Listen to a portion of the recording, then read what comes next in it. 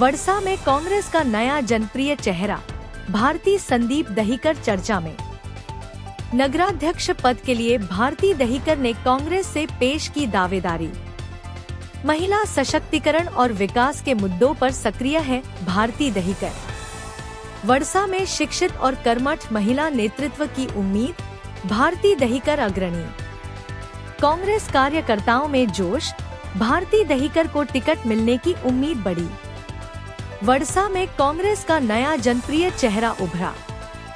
आगामी वडसा नगर परिषद चुनाव में भारती संदीप दहीकर ने कांग्रेस पार्टी से नगराध्यक्ष पद के लिए अपनी दावेदारी प्रस्तुत की है। लंबे समय से सामाजिक कार्यों और महिला सशक्तिकरण के क्षेत्र में सक्रिय भारती दहीकर को जनता के बीच एक शिक्षित, ईमानदार और कर्मठ महिला नेता के रूप में जाना जाता है। उनका कहना है, वडसा का सर्वांगीण विकास, महिला सुरक्षा और युवाओं के रोजगार के अवसर मेरी प्राथमिकता है।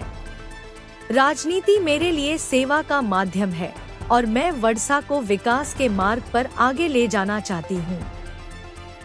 कांग्रेस कार्यकर्ताओं में उनके नाम को लेकर जोश देखा जा रहा है।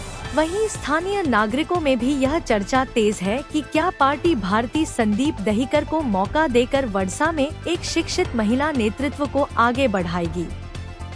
वडसा नगर परिषद की राजनीति में नई हलचल, कांग्रेस की भारती संदीप दहीकर बनी नगराध्यक्ष पद की प्रबल दावेदार। नमस्कार, मी भारती संदीप दहीकर। मी काँग्रेसची उमेदवार आहे। मला गावकऱ्यांकडून सहकार्य मिळाल्यामुळे मी या प्रचारात उभी राहण्याचा प्रयत्न करत आहे। मला काँग्रेसकडून तिकीट दिली तर नक्कीच मी गावाचा विकास करेन, पण सगळ्यांची मन जिंकते आणि मी जे प्रयत्न करायचे परिपूर्ण माझ्याकडनं करेन। आणि गावकऱ्याकडनं सहकार्य असल्यामुळे, मी महिला राखीव असल्यामुळे मी ह्या पक्षातर्फे उभे राहण्याचा प्रयत्न करते नगराध्यक्षासाठी। दहीकर मॅडम, कोणकोणते विकास मुद्दे लक्षात घेऊन आपण हे निवडणूक लढवू इच्छिता? काय नेमकी समस्या आपल्याला आपल्या शहरामध्ये दिसते? मला नाल्यांचे प्रॉब्लेम दिसतात आणि रस्ते सगळीकडे रस्ते सगळे परिपूर्ण रस्ते, फार 25% वगैरे रस्ते तर चांगले आहे, 75% रस्ते बरोबर। मी सगळ्या गावाचा विकास करून ह्या हेतू पुरस्पराने मी उमेदवाराकडनं तिकिटाची मागणी केलेली आहे। आणि मला गावकऱ्याकडनं सहकार्य असल्यामुळे मी सुद्धा मी इथे क्लासेस घेते, वर्कआउट क्लासेस, योगा क्लासेस, आणि मला महिलांचं जिथे कुठे बोलवलं की मी नक्की नेहमी समावेश होते महिलांसोबत। महिला सशक्तीकरणामध्ये आपला जे सहयोग आहे ते अमूल्य आहे। प्रत्येक वेळेला महिला सशक्तीकरण करते आपण समोर जातच असतात, पण जर आपण निवडून पक्षाने तिकीट दिली आणि निवडून आले, अध्यक्ष बनले, तर महिला सशक्तीकरणासाठी कशा प्रकारची उपाययोजना आपल्याकडून असणार आहे? मी सगळं काही त्या ज्या म्हणतील ते सगळं काही करण्यासाठी तयार आहे। सगळ्याच्या समस्या बघीन काय आहे, आणि महिला समस्येसाठी तर अगदी पहिलेच समोर यावं लागेल की नाही आजच्या तारखेमध्ये। त्यासाठी मी परिपूर्ण प्रयत्न करेन। महिलांच्या जे काही विचार असतील त्याच्याने मी परिपूर्ण प्रयत्न करेन। ज्या समस्या असेल नक्कीच मी परिपूर्ण करेन।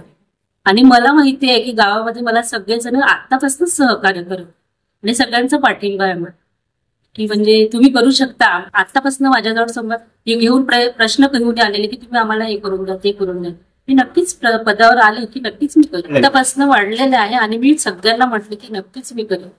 मी जनतेच्या सर्वांगीण विकासाकरता नगराध्यक्ष पदासाठी उमेदवारी मागितली आहे। जर पक्षाने मला तिकीट दिले तर मी वडसा शहराच्या सर्वांगीण विकासाकरिता सदैव अग्रेसर राहणार, विकासाच्या कामाकरिता कटिबद्ध राहणार आहे। आणि म्हणून येत्या 2 तारखेला जे मतदान होणार आहे, जर पक्षाने मला तिकीट दिली तर मी मायबाप जनतेला एक विनंती करते की माझ्या पाठीशी खंबीरपणे उभं राहावं आणि मला आपला बहुमूल्य मत प्रचंड बहुमताने विजय करा। धन्यवाद। धन्यवाद।